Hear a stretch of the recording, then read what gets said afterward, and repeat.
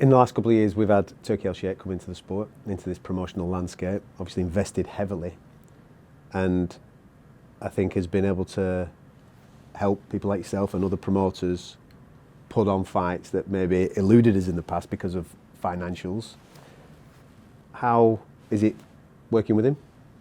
And how do you believe he's affected the landscape? It's interesting because when he first, so if you look at our trajectory, right, 2 years into that deal, we're flying, right?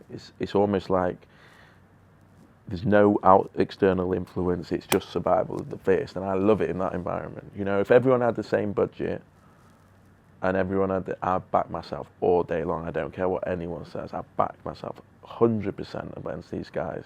These guys, certain promoters can act like the big man when they've got so much money behind them, and then act like this, and that equal footing, back myself every time.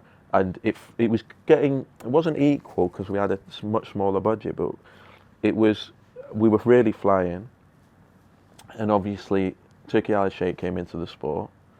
And as I say, that's me from a selfish point of view. We were really flying, and I felt like we were 2 moves away from really, imposing ourselves, which we did, and we were in a great spot. But he came in, and it was fantastic for the sport.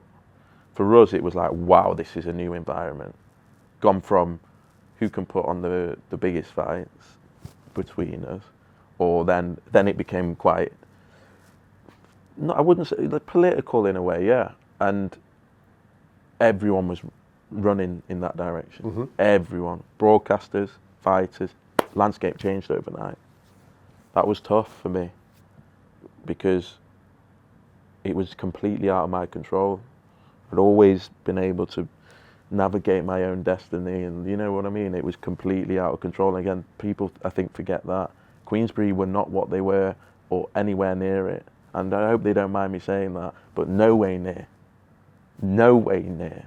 I did it at one point, and again, it's people have short memories in boxing, but I wasn't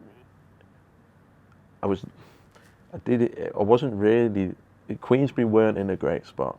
I think they would agree with that, perhaps. And I don't want this to sound like this isn't a jibe. Frank Warren's a fantastic promoter, and out of anyone is resilient. I love it, right? So it's not that, but it changed everything overnight. And so for us, it was a pretty scary experience because we had no relationship, zero relationship. Our fighters now wanted to be paid more. Our broadcaster was like gone. Ignored whatever relationship we had. It was gone. So I'm out at sea.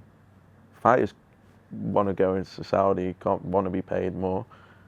Broadcasters got a new girlfriend. And I'm thinking, wow, this is tough. And so it was really tough. And that's when it became like hard.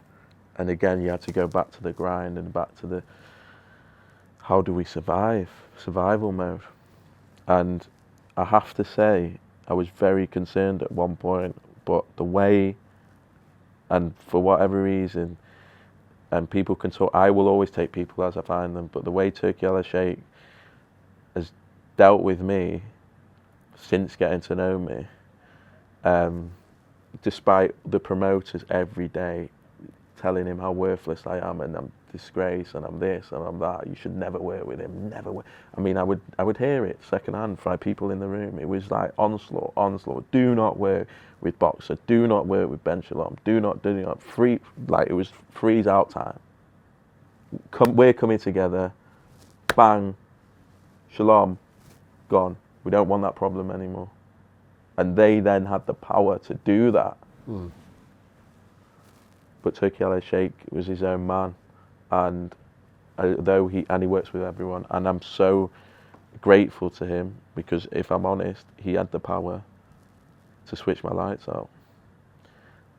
Anyone's, let's be honest, anyone's he could, and he didn't, and he treated me fairly once he got to know me and realised the reality of the situation. Because for a long time he's new to the sport, and he's dealing with what he's being told, and this is that, but we got through the period, and then as I've got to know him, and him and Dr. Rakan, they've been really supportive of me and really not frozen me out, and almost helped me not be frozen out, because I think they understood that they didn't want, that wasn't their intention.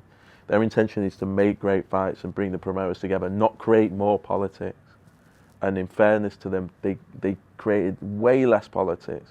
So although they could have made it very political, they took politics out. Suddenly we had Golden Boy, suddenly we had Matchroom, suddenly we had Queensberry, suddenly we had Boxer, and they made that happen. And they could have said no to one of us, and they didn't. And Turkey's been really supportive of me. I know he thinks I'm a bit of a hothead at times, and I'm a young man, and I know that but he's a very intelligent guy, and he was able to see it through his own eyes, and he supported me in situations where perhaps he might not have and didn't have to.